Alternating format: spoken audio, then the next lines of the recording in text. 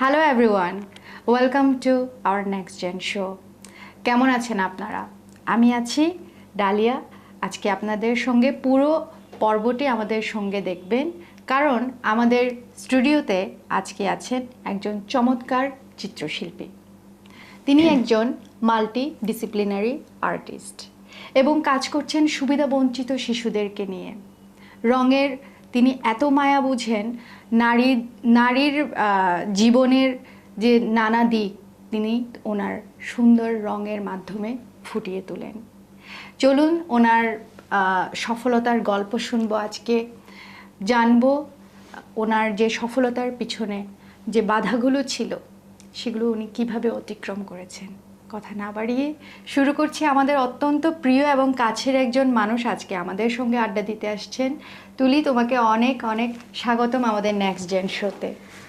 ধন্যবাদ আপু, তোমার শোতে আসতে পেরে ভালো লাগতেছে, নেক্সট জেন শোতে আসতে পেরে ভালো লাগছে, আর এত সুন্দর ইন্ট্রোডাকশন দেওয়ার জন্য ধন্যবাদ। এত কাজ করছো তুমি, আমার মানে তোমার পুরো ইন্ট্রোটা দিতেই মানে আমি হচ্ছে যে মনে করছিলাম যে আমি কোনটা বাদ দিয়ে দিচ্ছি। একে তো হচ্ছে তোমার একাডেমিক ব্যাকগ্রাউন্ড, তারপরে হচ্ছে তোমার অ্যাচিভমেন্ট এবং রিসেন্ট তোমার অ্যাক্টিভিটিস। আচ্ছা বলো তো, এই যে মাল্টি ডিসিপ্লিনারি আর্টিস্ট, এটার মানে মানে মানে হচ্ছে আর্টের অনেকগুলো শাখা আছে, যেমন মানে সেই কয়েকটা শাখাতে আসলে আমি কাজ করতেছি। যেমন ধরেন পেইন্টিং একটা শাখা, তো পেইন্টিং আমি করছি, তারপরে আমি ইনস্টলেশন করছি এখন, আর পারফরমেন্সও করি। সো যেহেতু আমি ডিফারেন্ট শাখায় কাজ করছি। ইনস্টলেশন এটা কি ধরনের আর্ট ওয়ার্ক? ইনস্টলেশন। আচ্ছা তুলি, এই যে পারফর্ম আর্টটা কি? এটাকে বলে পারফরমেন্স আর্ট। পারফর্মিং আর পারফরমেন্সের মধ্যে একটু ডিফারেন্স আছে, তো এটাকে পারফরমেন্স আর্ট বলে। পারফরমেন্স আর্টে আমরা যেরকম পেইন্টিং করি, যেমন ক্যানভাস থাকে, ক্যানভাসটাকে ইউজ করি। পারফরমেন্স আর্টে শিল্পী তার শরীরকে ইউজ করে। তারপরে সেখানে পারফরমেন্স আর্টের কিছু বিষয় আছে, তার মধ্যে 3টা গুরুত্বপূর্ণ বিষয় হচ্ছে যে বডি, স্পেস আর সময়, টাইম। সো এই 3টাকে ব্যবহার করে শিল্পী কাজ করে আর কি। আমরা নানা রকম কাজের মাধ্যমে নিজেদের মনের ভাব আমরা প্রকাশ করি, এক্সপ্রেশন, যেটা কখনো রং তুলিতে, কখনো এই যে তুমি যেটা বললে পারফর্মিং আর্ট, রাইট? তো কোন মাধ্যমটাতে মনে করে যে শিল্পীরা যে কানেক্ট করতে পারে অডিয়েন্স, বা অডিয়েন্স বলবো নাকি, যারা শিল্পী প্রেমীদের কাছে পৌঁছতে কোন? আমার কাছে আমার খুবই পছন্দের বিষয় হচ্ছে পেইন্টিং, কিন্তু আমার কাছে মনে হয়েছে পেইন্টিং তো আমি করছি, আমার পেইন্টিংয়ের চাইতে আমার কাছে মনে হয় পারফরমেন্সের ক্ষেত্রে দর্শক সরাসরি এটার সাথে কানেক্ট হতে পারে। বিকজ ওই স্পেসে দর্শকের সাথে যেই আর্টিস্টের যে কানেকশন, ওইখানে শিল্পীও তাদের মনের ভাবটা মনে হয় বেশি প্রকাশ করতে পারে। তবে আমার কাজের যেই মানে আমি যেভাবে কাজ করি, আমার প্রত্যেকটা কাজে আয়না ইউজ করা হয়। আমার পারফরমেন্সেও আমি আয়না ইউজ করি। সো আয়নাটা আসলে মানুষকে অন্য রকমের একটা, মানে এখানে একটা সম্পর্ক সৃষ্টি হয় আর্টিস্টের সাথে দর্শকের। পেইন্টিংয়ের ক্ষেত্রেও আমার চিত্রকর্মগুলো যদি আপনি দেখেন, ওখানে দেখবেন যে কখনোই হচ্ছে আমি ফেসটা দেই না, ফেসের জায়গায় সবসময় আয়না থাকে বা মিরর থাকে। হ্যাঁ, আমি একদিন আমি একটু শেয়ার করি আমার এক্সপিরিয়েন্স। আমি ঢাকা শিল্পকলায় গেছিলাম এক্সিবিশন দেখতে, তো তুমি তখন দেশে ছিলে না, তো তোমাকে বলা হয়নি। তো হচ্ছে যে আমি শিল্পকলার বাইরে যখন মানে দাঁড়িয়েছিলাম, একটা ওয়ালে তোমার পেন্টিং ঝুলছিল। সেই পেন্টিংটা হচ্ছে অনেক বড়, তারপরে মুখে আয়না লাগানো, আর উপরে হচ্ছে যে একটা স্কার্ফ পরা নারী।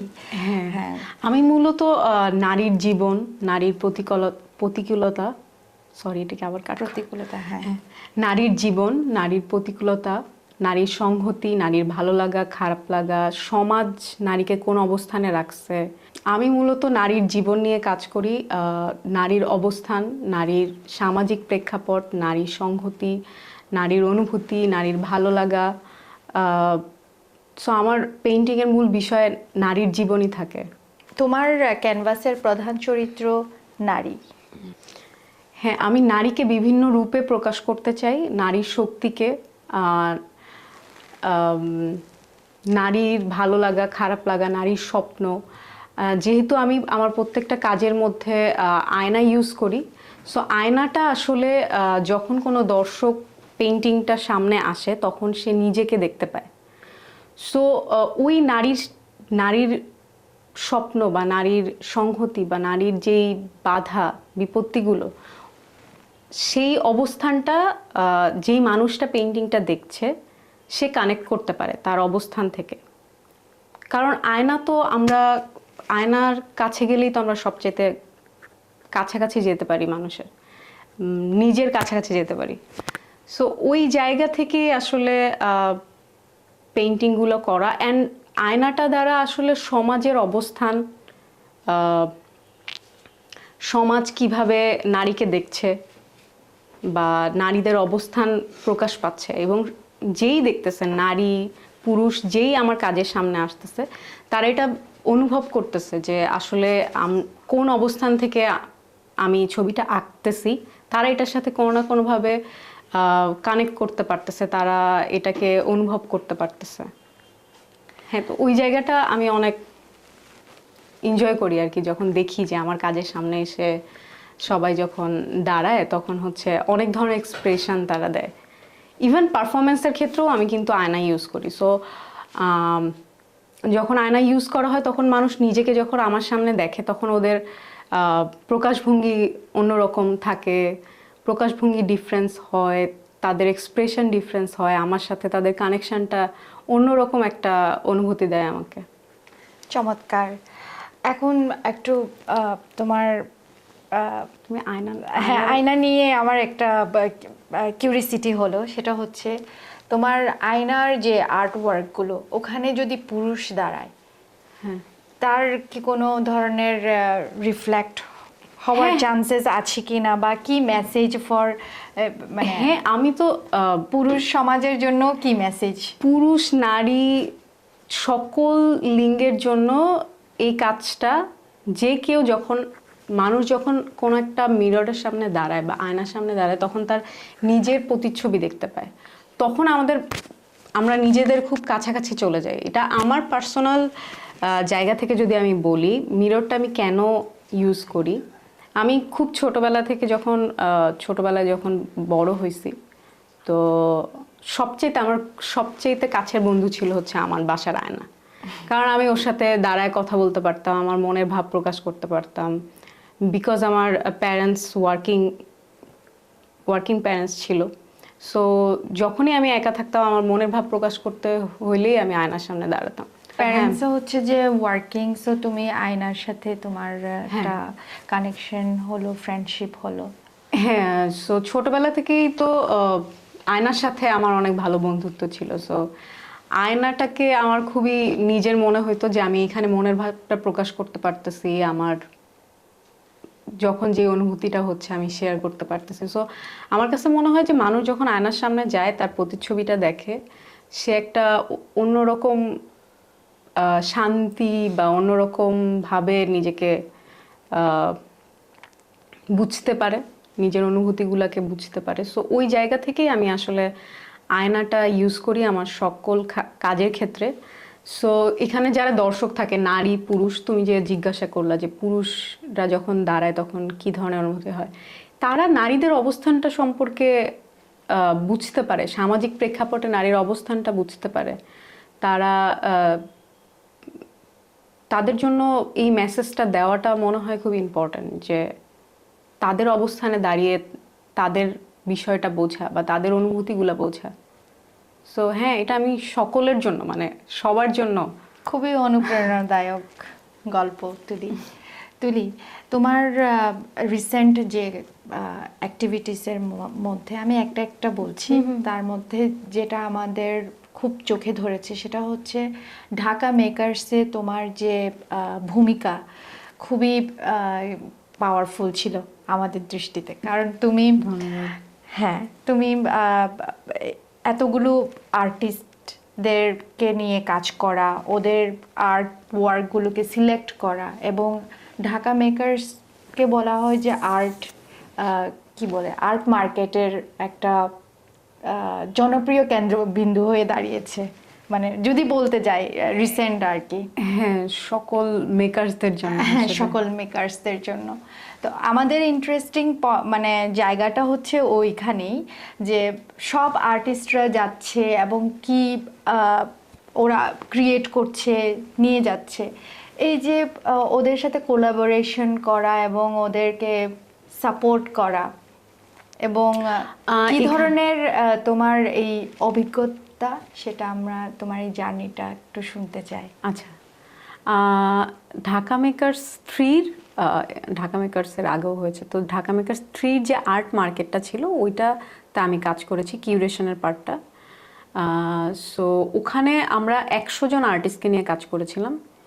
এটা মূলত এটার কনসেপ্টটা ছিল যে হচ্ছে আর্ট মার্কেট হবে, মানে ওখানে বেসিক্যালি আমরা ইয়াং আর্টিস্টদের আর্ট পিসগুলা সেল করব। মানে অন্যান্য গ্যালারিতে যেটা হয় এটাতে সেটা হয় নাই। গ্যালারিগুলোতে হয় যে হচ্ছে আর্টওয়ার্কগুলো মানুষ দেখে এবং আর্টওয়ার্কগুলো কিনে হয়তোবা, মানে যদি সেল হয় তখন একটা লাল টিপ আমরা দিয়ে দিই, সকলে মানে গ্যালারিগুলোতে এরকম হয়। কিন্তু এখানে যে ব্যাপারটা মার্কেট ক্রিয়েট করা হয়েছে, ক্যানভাসে বা আর্ট যে কোনো সাবজেক্টের উপরে তোমরা লাল টিপটা বসিয়ে দাও, হ্যাঁ, যখন এটা সেল হয়। সো এটা মানে ম্যাক্সিমাম গ্যালারিগুলো এভাবেই সেল করে। তো আর্ট ঢাকা মানে মেকার্সের আর্ট মার্কেটটাতে যেটা মজার ব্যাপার ছিল সেটা হচ্ছে যে এখানে সেল হওয়ার সাথে সাথেই আর্টওয়ার্কটা নিয়ে যাওয়া হচ্ছিল এবং আমরা রিপ্লেস করে দিচ্ছিলাম। মানে ইটস কাইন্ড অফ মার্কেট, মানে আমরা যাচ্ছি জাস্ট কিনে নিয়ে চলে আসতেছি এখানে। এটা মার্কেটের চাইতে আরেকটা চমৎকার যে ব্যাপারটা আমরা লক্ষ্য করলাম, যে আর্টিস্টদের একটা মিলন। হ্যাঁ, যেহেতু 100 জন আর্টিস্ট ছিল, এবং ওখানে যারা মেকার্সরাও ছিল, মানে সকল ধরনের মানুষ ওখানে আসছে, এনজয় করছে, আর্টওয়ার্কগুলো দেখছে এবং প্রচুর সেলও হয়েছে মানে আর্টওয়ার্কগুলো। এবং সবচাইতে যেটা ভালো লাগার বিষয় হচ্ছে এতগুলো আর্টিস্ট যখন নিজের কাজ সেল করছে, তাদের যে অনুভূতি, এসে যখন আমাকে বলছে যে আপু আমার কাজটা কই, দেখতে পাচ্ছি না, তো তখন আমি বললাম যে এটা সেল হয়ে গেছে। তো তাদের যে ভালো লাগার যে অনুভূতি, সেটা আমাকে অনেক বেশি ভালো লাগাইছে। অনেক সময় দেখা যায় আর্টিস্টরা যে আর্ট ওরা ক্রিয়েট করে, এটার সাথে যেহেতু ওরা নিজেরাই এটা সৃষ্টি করেছে, তো ছাড়তে চায় না, একটা অ্যাটাচমেন্ট থাকে। সেক্ষেত্রে অ্যাজ এ আর্টিস্ট হিসাবে তোমার বেলায়ও যখন একটা আর্ট সেল হয়, তোমার যে প্রিয় যে জিনিসটা সেটা অন্য ঘরে থাকবে, এই ব্যাপারটা, এই যে অ্যাটাচমেন্ট ডিসঅ্যাটাচমেন্ট, এটাকে কিভাবে তুমি মেনটেন করো? আচ্ছা, হ্যাঁ, এটা আসলে হয়েছে, অনেকবারই হয়েছে যে মানে আমার খুবই পছন্দের একটা আর্টওয়ার্ক, কিন্তু আমার কাছে মনে হয় এখন যেহেতু মানে যখন ভার্সিটি লাইফে ছিলাম, ভার্সিটি লাইফে কি হইতো যে ক্লাসে যাইতাম, একটা নির্দিষ্ট জায়গা থাকতো, কাজ করতাম। যেমন এখন আমারও বাসায় স্টুডিও হয়েছে, এখন কাজ করতেছি ছোটোখাটো একটা স্পেস নিয়ে। কিন্তু সব আর্টিস্টের তো এই মানে এতটুকু অবস্থানও থাকে না। সেক্ষেত্রে আসলে তারা চায় যে তাদের আর্টওয়ার্কগুলা অন্য কারো বাসায় সুন্দরভাবে থাকুক। তারপরে তুমি যেটা বললে, অ্যাটাচমেন্ট থাকে, অবশ্যই একটা ভালো লাগা থাকে, একটা মায়া থাকে, ওটা একটা বাচ্চার মতো আমাদের কাছে, তাই তো, যে একটা সো তাকে দেওয়ার সময় হ্যাঁ খারাপ লাগা আছে, বাট ভালো লাগাও আছে যে আমার কাজটা কারো বাসায় নিয়ে যে তারা আরো আসলে আমাদের চাইতে যত্নে রাখবে, এই আশায় আসলে দিয়ে দেওয়া হয়। আমার কাছে এটাই মনে হয়। অনেকের কাছে তো অনেক ধরনের অনুভূতি আছে, তাদের তো অ্যাটাচমেন্ট থাকবেই। আচ্ছা, এবার জানতে চাই হচ্ছে তোমার যে ঢাকা ইউনিভার্সিটির যে দিনগুলো, সেটা একজন শিল্পী সত্তাকে কতটুকু বদলে দিয়েছে। আচ্ছা। হ্যাঁ, আর আমরা জানি যে তুমি একটা অ্যাব্রড থেকে ডিগ্রি নিয়ে আসছো, MA আর্টের উপরে, পেন্টিংয়ের উপরে, তাই না? ওই জার্নিটাও একটু শুনতে চাই। আচ্ছা, আমি ঢাকা ভার্সিটির ঢাকা ইউনিভার্সিটি থেকে পেইন্টিংয়ে অনার্স মাস্টার্স কমপ্লিট করেছি। এরপর এরপর হচ্ছে আমি একটা গভর্নমেন্ট জব করতাম, তারপরে ওটা ছেড়ে দিয়েছি বিকজ আমার কাছে মনে হচ্ছিল না যে আমার এখানে ভালো লাগছে। তো as a teacher, art teacher, তারপরে ওখান থেকে আমি রবীন্দ্রভারতীতে স্কলারশিপ পাই ICCR এর। তো ওখানে আমি আবার পেইন্টিংয়েই মাস্টার্স করেছি। ঢাকা ভার্সিটির জার্নিটা আসলে মানে এটা তো লাইক স্বপ্নের মতো ছিল যে ঢাকা ভার্সিটিতে পড়বো অ্যান্ড পেইন্টিংয়ে পড়বো। মানে এটা আসলে মানে প্রথমে আমি ভাবছিলাম যে কোচিংয়ের সময় তো 317 জন কোচিংয়ে ছিল, আচ্ছা। তো সিট মাত্র 120টা। সো ওখানেই আমার ভয় লাগতেছিল যে 317 জনের মধ্যেই তো আমার কাছে মনে হচ্ছিল আমি চান্স পাবো না। তারপরে তো যখন চান্স পেলাম, এবং পেইন্টিং তো সবচাইতে প্রথম দিকের সাবজেক্ট ছিল, তো ভালো রেজাল্ট করার কারণে পেইন্টিংয়ে চান্স পেয়েছি। সো ভালোই লাগছে। প্রথম অনার্সে 4 বছর, তারপর মাস্টার্সটা আসলে খুব ভালো গেছে। মাস্টার্সে আমরা যখন নিজেদের স্টাইল ডেভেলপ করতেছি, সেই সময়টা অনেক মজার ছিল। অ্যান্ড ওই সময়ে আমি হচ্ছে আমার এই যে সিরিজের কাজগুলো এখন করতেছি নারীদেরকে নিয়ে, তখন থেকেই শুরু হয়েছিল। আমার কাজের টাইটেলটা হচ্ছে প্রীতিবিম্ব। প্রতিবিম্ব মানে কি? সুন্দর প্রতিচ্ছবি। প্রীতি মানে সুন্দর, প্রতিচ্ছবি, বিম্ব মানে প্রতিচ্ছবি। প্রীতিবিম্ব এই টাইটেলটা হচ্ছে মানে আমি প্রথম যখন শুরু করছিলাম আমার কাজের, তখন এটা দেওয়া, প্রীতিবিম্ব মানে সুন্দর প্রতিচ্ছবি। তখন যে কাজটা করেছিলাম ওটা নারীর সুন্দর প্রতিচ্ছবি নিয়ে কাজ করেছিলাম। সো ওই জায়গা থেকে এই নামকরণ করা হয়েছে, এবং এই সিরিজের প্রায় 11টা পর্যন্ত কাজ আছে আমার। অ্যান্ড এটাকে আস্তে আস্তে ডেভেলপ করে এখন করছি। এখন রিসেন্টলি যেই কাজটা করেছি ইনস্টলেশন, আচ্ছা। এটা হচ্ছে ইনস্টলেশনটাও কর্মজীবী নারীদেরকে নিয়ে। এখানে তোমার কাজের মেসেজটা কি? কর্মজীবী নারীদেরকে নিয়ে, হ্যাঁ, কর্মজীবী নারীদেরকে নিয়ে এটা পুরাটাই প্রায় আমি 1 থেকে 2 বছর এটার পেছনে কাজ করছি। এই প্রজেক্টটার পেছনে প্রায় 24 জন নারীকে নিয়ে কাজ করছি, যারা বিভিন্ন সেক্টরে কাজ করছেন, কর্মজীবী হিসেবে আছেন। কেউ গার্মেন্টস ওয়ার্কার আছেন, কেউ চা বিক্রি করে আছেন, কেউ উইমেন এম্পাওয়ারমেন্ট নিয়ে কাজ করছেন, কেউ শিক্ষক, কেউ গান গায়, কেউ সঙ্গীত শিল্পী, কেউ আর্টিস্টও আছেন, অ্যান্ড বিভিন্ন সেক্টর, কেউ আর্কিটেক্ট। বিভিন্ন সেক্টরে আমি চেষ্টা করছি যে তাদের সাথে কথা বলতে। প্রথম পর্যায়ে যে আমি যেই কাজটা নিয়ে কাজ করছি, কর্মজীবী নারীদের আসলে যেই জায়গাটাতে আসলে অস্বস্তি হয়, মানে আমি এই জিনিসটা ফিল করতেছিলাম কিছুদিন ধরে, বেশ বছর 2 ধরে। তো সেই জায়গার জার্নিটা থেকেই এই কনসেপ্টটা ডেভেলপ করা। অ্যান্ড 24 জন নারীর মুখের অবয়ব নেওয়া হয়েছে। তাদের সাথে মুখের অবয়বটা নেওয়ার সময় আসলে একটা অস্বস্তি ফিল হয়। তো ওই সময়ে কেমন ফিল হয়, অ্যান্ড হচ্ছে তাদের জীবনের যে অস্বস্তি, কর্মজীবনে যাওয়ার ক্ষেত্রে বা চলার ক্ষেত্রে যে অস্বস্তির জায়গাটা, ওইটা নিয়ে এই কাজটা ছিল মূলত।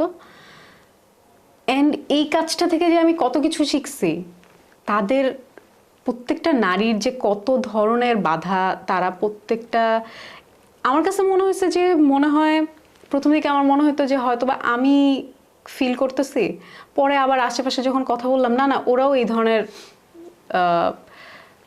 অস্বস্তির মানে সম্মুখীন হচ্ছে। মানে খুবই কর্মজীবী নারীদের ক্ষেত্রে কি হয় দেখো তুমি, আমি তোমাকে ছোট্ট একটা উদাহরণ দিয়ে বলি। যেমন হচ্ছে ধরো তুমিও যারা হাজব্যান্ড ওয়াইফ থাকে, দুইজনই কর্মজীবী অ্যান্ড দুইজনই খুবই ভালো পজিশনে আছে। মানে এরকম একজন কে নিয়ে আমি কাজ করছি। তো দুজনই খুবই ভালো পজিশনে আছে, কিন্তু হাজব্যান্ড যখন বাসায় আসতেছে, তাকে কিন্তু কোনো ধরনের কাজ করতে হচ্ছে না। মেয়েদের ক্ষেত্রে কি হচ্ছে যে তার কিন্তু অ্যাবিলিটি আছে আরেকজন মানে আরেকজন কাজ, যে হেল্পিং হ্যান্ড তাকে রাখার, কিন্তু শাশুড়ি বা অন্য ধরনের যারা বাসায় অবস্থান করতেছেন তারা আসলে তাকে এটাকে নর্মালি নিচ্ছে না। তারা চিন্তা করতেছে যে কেন সে কাজ করবে না, সারাদিন বাইরে থেকে আসার পরেও কেন বাসায় টাইম দিবে না বা কাজ করবে না। কিন্তু সেও তো কাজ করে আসছে, কিন্তু সেই প্রেশারটা কিন্তু ছেলেদের উপর থাকে না বা হাজবেন্ডের উপর থাকে না। কিন্তু এটা দেখা যাচ্ছে হ্যাঁ মেয়েদের উপরই থাকে।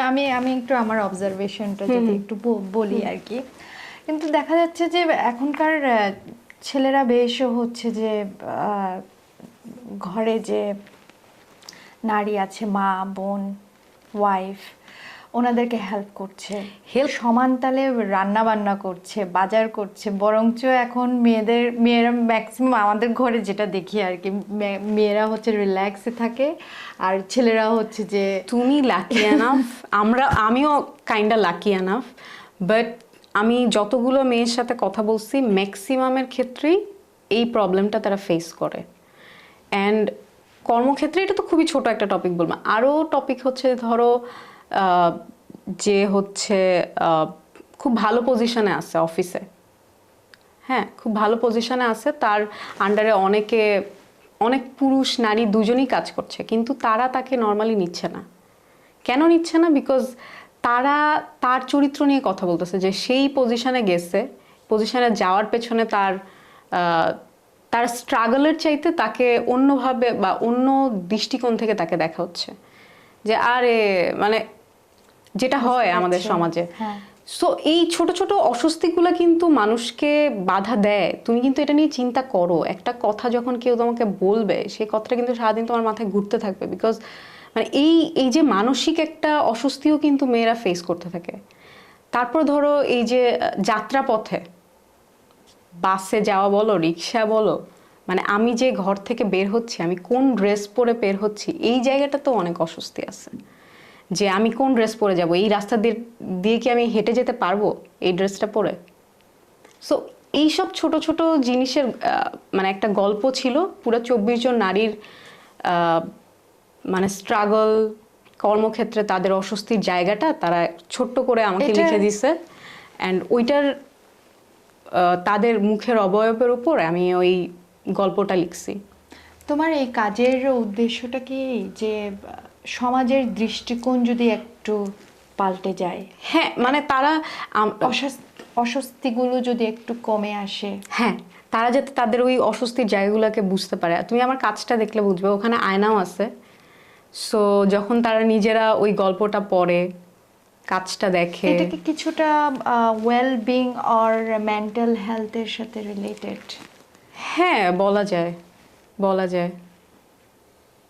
এটার জন্য তো প্রথমে মানে সবাইকে ব্যাপারটা নিয়ে অ্যাওয়্যার হতে হবে। হ্যাঁ, আমার যে এই জিনিসটাতে অস্বস্তি, এটা তো বুঝতে হবে যে আসলে অস্বস্তি লাগছে। হ্যাঁ, মানে এই যে তুমি যেটা বললা, এই জিনিসটাও কিন্তু অনেক বড় একটা বিষয়, যে আমরা আসলে মানে এই যে যুদ্ধটা আমরা করতেছি, এটাও আমরা কিন্তু অ্যাওয়ার না এই বিষয়টা নিয়ে, যে এই অস্বস্তিটা কিন্তু আমাদের হচ্ছে। আমরা কিন্তু প্রতিনিয়ত এটার সাথে ফাইট করে করে, মানে কাজ করাটা তো খুবই, মানে এটা তো আমাদের সাধারণ একটা রাইট, যে আমরা কাজ করে বেঁচে থাকবো, কর্ম করে বেঁচে থাকবো। তো সেই জায়গাতে তো আমাদের অনেক বেশি বাধা বিপত্তিটা আসতেছে। এটাকে দৃষ্টিকটু বলে, যেটার জন্য এফেক্টেড হয়, রাইট? হ্যাঁ হ্যাঁ, যেমন এটা বলি, আমি জানি না কতটুকু আমার বলাটা ঠিক হবে কিনা, তবে আমাকে যদি কেউ জিজ্ঞেস করে তাহলে আমি এভাবে শেয়ার করতে চাই তুলি, যে কাউকে গায়ে আঘাত করা এবং কারোর মনে আঘাত হওয়ার মতন কথা বলাও কিন্তু আঘাত। তো হ্যাঁ, ওখান থেকে এটা তুমি খুবই সেনসিটিভ জায়গা থেকে বলতেছো, কিন্তু আমাদের সমাজ ব্যবস্থা এখনো এত সেনসিটিভ জায়গায় যায় নাই। আরো অনেক, মানে আমি যদি বলি এখনো অনেকে মানে অনেক এডুকেশন, মানে তারা এত বেশি এডুকেটেড, ভার্সিটির টিচার, তারপরে বিভিন্ন লেভেলে আছে, তারা খুব ভালো ভালো পর্যায়ে আছে, কিন্তু তারাও সেম ধরনের সমস্যার মধ্য দিয়ে যাচ্ছে। গেছে, তাদের জার্নিটা, মানে এই এই কাজটা করার ক্ষেত্রে আমি যেটা ফিল করছি যে মানে আমি অনেক বেশি ইনলাইটেন হয়েছি যে তাদের কাছ থেকে এই সংগ্রাম করার বা এই যুদ্ধ করার সাহসটা পাইছি আর কি। তোমার লাইফ স্টোরিতে সমস্ত গল্প জুড়েই হচ্ছে যে নারী এবং নারীদের জীবনযাত্রা। আমাদের আরও কিছু কোয়েশ্চেন্স রয়ে গেছে, আমি মিস করতে চাই না, আমি এগোই তাহলে। আমরা জানি যে তুমি সুবিধা বঞ্চিত এবং অনাথ শিশুদের জন্য কাজ করছো। এটা আমি একটা এনজিওতে কাজ করছি, কেকে ফাউন্ডেশন। তো ওই এনজিওতে অনাথ বাচ্চারা। হ্যাঁ, তুমি ওদের সাথে সরাসরি মানে ওদের জীবন দেখতে পাও এবং একজন শিল্পীর দৃষ্টিকোণ থেকে, যেটা আমরা সাধারণ মানুষের দৃষ্টির বাইরে, তুমি কি উপলব্ধি করো ওদের সাথে কাজ করে? তুমি মানে কি অর্জন করেছো? আমার কাছে মনে হয় আমি প্রতিদিন ওদের কাছ থেকে শিখি। ওরা আমরা অনেক বেশি প্রিভিলেজড মনে হয় আমার আমার মানে অনেক বেশি আমরা স্কুলে পড়তে পারছি, আমাদের থাকার জন্য জায়গা ছিল, মানে আমাদের বাবা মা ছিল আমাদেরকে গাইড করার জন্য। ওদের স্ট্রাগলটা দেখার পরে আমার মনে হয় যে জীবন অনেক সহজ, অনেক সুন্দর। ওরা ওরা সবাই মিলে যেভাবে থাকে একজন আরেকজনের সাথে, কারণ ওখানে কিন্তু অনেকগুলা বাচ্চা, প্রায় 100 বাচ্চা আচ্ছা, একই ছাদের নিচে থাকে ওরা। ওদের নিয়ে তুমি এক্সিবিশনও করেছো? হ্যাঁ, ওদের নিয়ে আমি একটা এক্সিবিশন করেছি, তোড়ায় বাঁধা ঘোড়ার ডিম নামে। এবং ওখানে খুবই মানে এটা আমার প্রথম কিউরেশনের কাজ ছিল। এটাতে ওদের স্বপ্ন, ওদের ভালো লাগা, ওরা মানে ওরা কি ধরনের স্বপ্ন দেখে, ওরা কি হতে চায়, এইটা নিয়ে গল্প ছিল মূলত। ওখানে 2টা ইনস্টলেশন ছিল, একটার নাম ছিল হচ্ছে আঁকি আপন ইচ্ছায়, আর একটা হচ্ছে 1 প্যাকেট খাবার। আচ্ছা, তো 1 প্যাকেট খাবারের গল্পটা আমি তোমাকে একটু বলি। ওদের প্রত্যেকদিন দুপুরবেলা 1 প্যাকেট করে ভাত আসে, মানে 1 প্যাকেট খাবার আসে। হ্যাঁ, খাবার আসে এবং খাবারের সাথে তো আরো অনেক ধরনের আইটেম থাকে, মাংস থাকে, ডিম থাকে, এন্ড একটা খুবই স্পেসিফিক যেটা ওরা একদমই পছন্দ করে না, লটপটি থাকে। সো এই ওদের খাবারের প্রত্যেকদিন দুপুরবেলা যখন আমি ওদের সাথে কাজ করি, তখনই আর কি এই অভিজ্ঞতাটার মধ্যে দিয়ে যাইতে হয় যে আজকে কি আসছে, আজকে কি আসছে। তো ওই জায়গার থেকে, ওই কনসেপ্টের জায়গা থেকে ওদের আসলে ওই লটপটিটা খাইতে ইচ্ছা করে না, বা ডিম খাইতে ইচ্ছা করে না, বা ওই দিন ওইটা খাইতে ইচ্ছা করতেছে না, কিন্তু যেহেতু এটা রুটিন মাফিক হচ্ছে, সো ওই জায়গা থেকে আমার মাথায় একটা আইডিয়া আসছে যে ওরা আসলে কি খাইতে চায়, মানে ওদের কি খেতে ইচ্ছা করে। তো ওই জায়গা থেকে আমি হচ্ছে ওই প্যাকেটগুলাকেই ওদেরকে দেই এবং ওরা হচ্ছে ওদের মন মতো ওই প্যাকেটগুলাতে আঁকে যে ওদের কি খেতে ইচ্ছা করছে।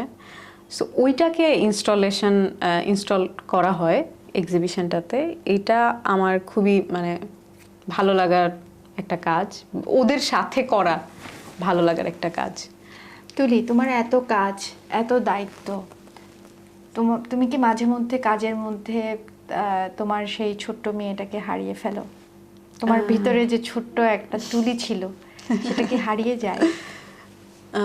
Interesting question. না, তো হারায় যায় কিনা আমি সবসময় খুঁজে পাও? আমি সবসময় চেষ্টা করি ওকে আগলে রাখার। কাজের মধ্যে তুমি খুঁজে পাও? হ্যাঁ, আমি যখন আসলে ছবি আঁকি, আমি আসলে নিজেকে মনে হয় যে খুঁজে পাই, মানে ভালো লাগে, ওইটাই সবচেয়ে ভালো লাগার বিষয়। আর ছোট্টবেলার তুলিকে আসলে একটু বলতে চাই যে ছোটবেলায় আসলে না অনেক, মানে সবাই বলতো ভালো আঁকি ভালো আঁকি, তা আমার কখনোই মনে হতো না, কারণ আশেপাশে সবাই স্কুলে গেলে এত ভালো আঁকতো, এত সুন্দর করে আঁকতো। বাট তখন একটা স্বাধীনতা ছিল যে যেটা মন চায় আঁকতে পারতাম। তখন কিছু কিন্তু আমার প্রিয় একজন চিত্রশিল্পী, হ্যাঁ আমি বলতে চাই, কারণ তোমার প্রত্যেকটা পেন্টিংয়ে তোমার রঙের যে এটাকে কি বলবো, তুমি যে রং মিশাও, মানে আমি বাস মনে হয় যে অনেক গ্রেভিটি আছে এবং আমার মনের একটা কালার আছে ওখানে, আমি খুঁজি তোমার পেইন্টিং এর ভিতরে। অনেক অনেক ধন্যবাদ। ঝটপট উত্তর হবে এবার। আচ্ছা। তুলি, যদি সারা জীবনের জন্য একটি মাত্র রং বেছে নিতে বলা হয় তাহলে তুমি কোন রংটাকে বেছে নেবে? ও মাই গড, টাফ কোশ্চেন। সাদা। সাদা? তাহলে তোমার প্রিয় রং সাদা? এখন এটা চেঞ্জ হয় সময়ের সাথে আজকে সাথে। তুমি কালো পরলে কেন? আই ডোন্ট নো, আজকে এই শাড়িটা দেখে ভালো লাগছিল, হ্যাঁ, মনে হচ্ছিল যে ভালো পরে লাগছে। আসি। হ্যাঁ। শিল্পীর মন নাকি খুব খামখেয়ালি হয়, তোমার কাছে উইয়ার্ড বা অদ্ভুত অভ্যেস কি যেটা মানুষকে শখ দিতে তোমার ভালো লাগে? অদ্ভুত অভ্যাস, হ্যাঁ। আমার মনে হয় অদ্ভুত অভ্যাস, আমি মানুষকে সারপ্রাইজ দিতে অনেক ভালো লাগে আমার আসলে। এটা মানে- এটা আমারও, আমিও খুবই এই জিনিসটা করতে মানে পছন্দ এই করি। সারপ্রাইজ দিলে ওদের, মানে ওদের যে ভালো লাগার যেই হাসি, যেই অনুভূতিগুলা, ওই ওই জিনিসটা অনেক ভালো লাগে আমার আসলে, ভালো লাগে। রং নাকি তুলি? দুইটাই লাগবে। ঢাকাইয়া খাবার নাকি পাহাড়ের কোনো খাবার? আমার পাহাড় অনেক পছন্দ, পাহাড়ে তুমি যা দাও আমি তাই খাবো। নারীর সবচাইতে বড় শক্তি কি? নারীত্ব। ভয় নাকি আত্মবিশ্বাস? আত্মবিশ্বাস। এক শব্দে তোমার শিল্প? নারী, নারীর জীবন। নারী মানে যেটা বলছিলে শক্তি। হ্যাঁ, নারী শক্তি। প্রথম কামাই করা টাকায় তুমি কি কিনেছিলে? আচ্ছা, প্রথম যখন আমার কাজ সেল হয়েছে তখন ওটা আমি আম্মুকে দিয়েছিলাম। So, আমি জানি না আম্মু কি কিনছে। এই হলো আমাদের র্যাপিড ফায়ার। এবার তোমার বর্তমান কাজ নিয়ে তো তুমি বললে, তোমার স্বপ্নের কথা জানতে চাই। যদিও তোমার স্বপ্ন পূরণ হয়ে গেছে, একজন আর্টিস্ট হওয়ার মতন স্বপ্ন, মানে দারুণ ব্যাপার স্বপ্ন পূরণ হওয়া। এখন এই আর্টিস্ট মানুষটার স্বপ্ন কি? এই যাত্রাটা যাপন করা, মানে যেটা চলতেছে এটাকে আরো এক্সপেরিমেন্ট করা, আরো এগিয়ে নিয়ে যাওয়া ইচ্ছা আছে। আমাদের নেক্সট জেন দর্শকদের তুমি কি বলবে? নেক্সট জেন দর্শকদেরকে অনেক অনেক ধন্যবাদ কষ্ট করে এতক্ষণ শোনার জন্য আমার গল্প। তোমাকে অনেক ধন্যবাদ তোমাকে এত অনেক সুন্দর করে কোশ্চেন করার জন্য। আমাদের খুব ভাল লেগেছে, তুমি তোমার ব্যস্ততার মাঝখানেও অনেক কাজ করছো, তুমি আমাদের সময় দিয়েছো, স্টুডিওতে এসছো এবং তোমার সাথে আড্ডা দিতে সব সময়ই ভালো লাগে। তোমার সাথেও। ঠিক আছে, তাহলে তুলি, আমরা অনুষ্ঠান একেবারেই শেষে চলে আসছি, দর্শকদের থেকে বিদায় নিয়ে নিই। ধন্যবাদ। সুপ্রিয় দর্শক, আজকে আমাদের অনুষ্ঠান কেমন লেগেছে আমাদেরকে কমেন্টে অবশ্যই জানাবেন। আমার তো অত্যন্ত ভালো লেগেছে, কারণ তুলি আমাদের খুব কাছের এবং প্রিয় একজন মানুষ। আমি তার আর্ট ওয়ার্কের একজন বড় ফ্যান এবং এই তো আমি নিজেও ওর সাথে কথা বলে অনেক ইন্সপায়ার্ড। আর আশা করি আপনারাও পুরোটা গল্প শুনেছেন। আর আজকে আমাকে যে হচ্ছে যে এই শাড়িটি, সুন্দর শাড়িটি স্পন্সর করেছে, ওনার নাম অদিতি রয়। ওনার একটি পেজ আছে লিটল লেডি ফ্যাশন, সেখান থেকে উনি আমাকে স্পন্সর করেছেন এবং ধন্যবাদ জানাতে চাই অদিতিকে। অ্যান্ড আমাদের প্রিয় দর্শকবৃন্দদেরকে আগামী পর্ব দেখার আমন্ত্রণ জানিয়ে আজকে আমরা এখানেই শেষ করছি। তবে হ্যাঁ, লাইক, কমেন্ট, সাবস্ক্রাইব অবশ্যই করবেন। আর আমাদেরকে সব সময় পজিটিভ কমেন্ট এবং সাপোর্ট দেওয়ার জন্য অনেক অনেক অনেক ধন্যবাদ। ভালো থাকবেন।